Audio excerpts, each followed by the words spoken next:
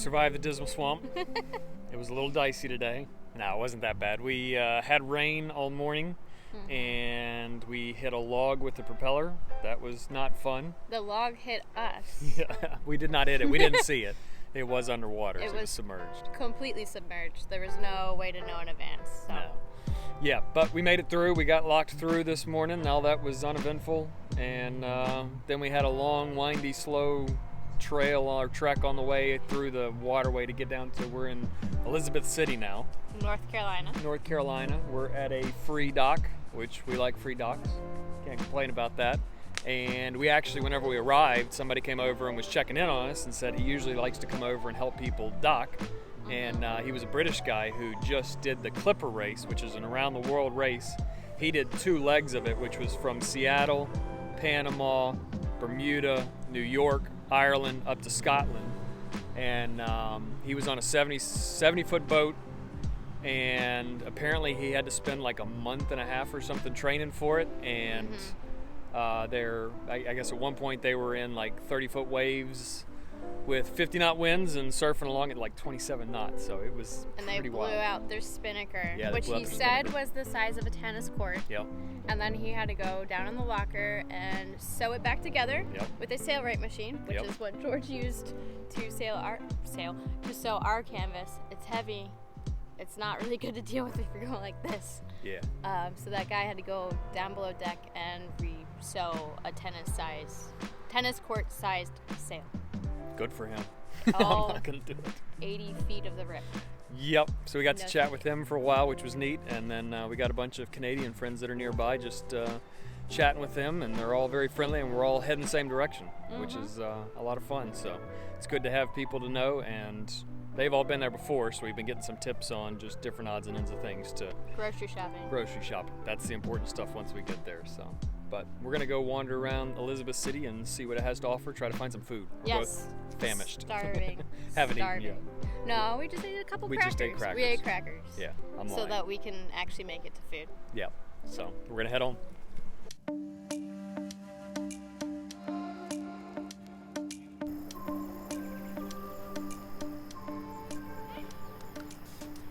What do you think of Elizabeth City? It's been cute so far. I was just enjoying looking at some mallard ducks playing in the water, which is super cute. Ducking their heads in, I guess hunting for something delicious and preening themselves and all sorts of fun stuff. But it's been good. We haven't been back to the slip yet, but I like our little slip. That's nice. And we took a little walk around town, got a bite to eat. We checked out this cute brewery that's right on the water. It was pretty cool. They had an outdoor space, and it had a fence around it, and I noticed there was like a wooden thing by the fence that had like a bar, and then George pointed out all the places where you could put your fishing reel, so you can be getting beer there and fishing and hanging out. So that was pretty cool. There were quite a few like yellow jackets and wasps that also wanted my beer, that just kept coming up to my cup and trying to get in it. I had taken my flip-flops off to sit in the Adirondack chair all comfortable, so I'd have to like wander off barefoot like a weirdo to avoid the stinging insects. And then there were lots of little gnats that wanted to also get in your beer, so we were both picking a lot of those out. But it's been really cute, and we found this park here. It's like a boardwalk. I guess this is a swamp or a bog or a marsh or something, but it's really pretty. The mallard ducks are beautiful, and it's been a really great day. Yes. It's going to be a pretty relaxing evening again. It doesn't seem like there's going to be any wind, so some sound sleeping, which I'm ready for. I don't even know if it's really late right now. Like, what is it, like 5:30? 5:30? It's like 5:30, and I can't stop yawning. Oh, I'm going to do it right now. Whew. I can't stop yawning, and I'm kind of ready for bed, although I need to eat dinner, so we'll see how that goes. It's definitely been nice. Once the rain cleared off, it's been an absolutely beautiful day. We got bluebird skies with just clouds off in the distance way, way away from us, and it's been a perfect day to get out and walk around.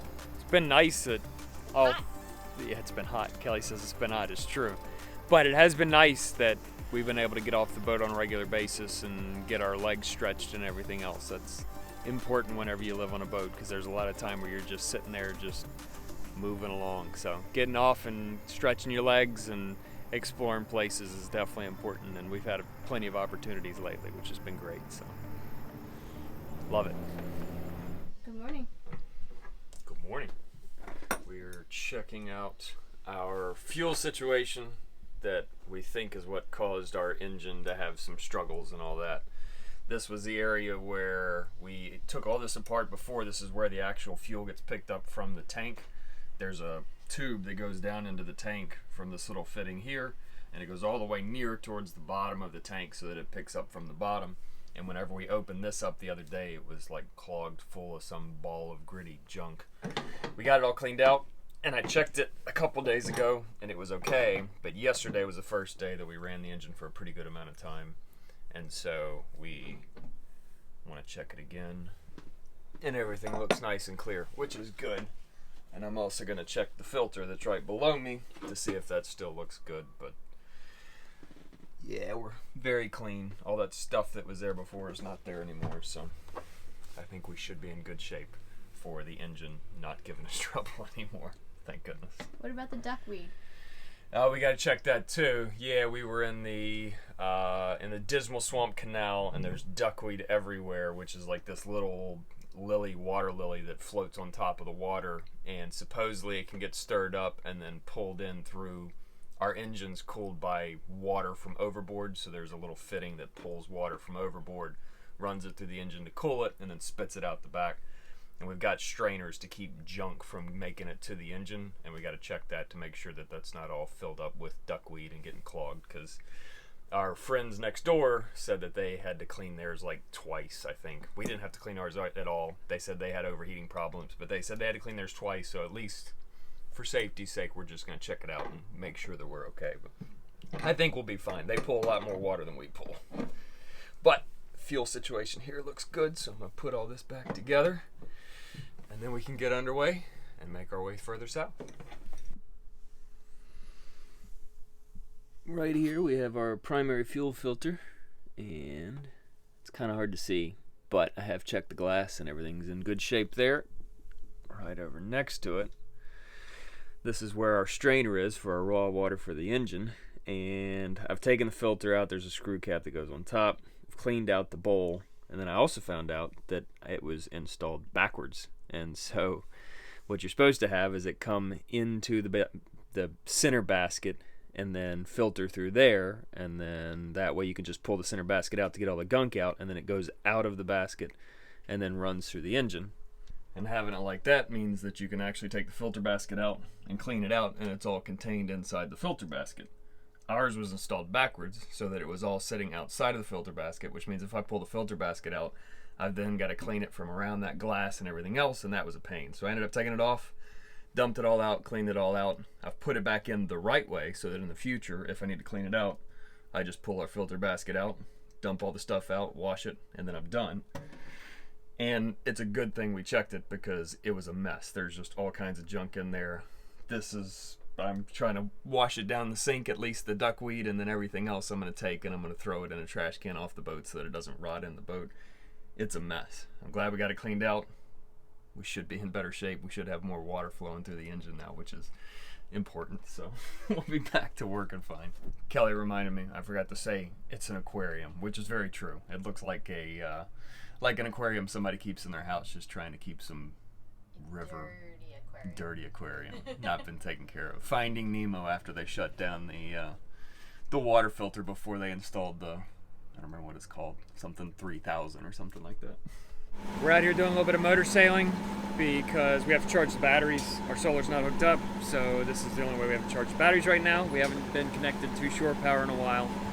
So that's just what we got to do. And I was up front doing some stuff earlier before we got the sails out, and wanted to kind of show you how much different the noise is back here versus up there. So this right here is what it sounds like in the back. You just hear the engine rumbling, and then we'll go up front, and it's so much more peaceful. Just step outside the enclosure and you're already much nicer. And as you move further forward and you get farther away from it, all you hear is the water. How about that noise, right? That's a peaceful noise right there. I kind of want to just set my seat up here and just fall asleep, take a little nap. Maybe roll off the boat, probably not. I shouldn't do that. Kelly'd be freaking out. But this is nice.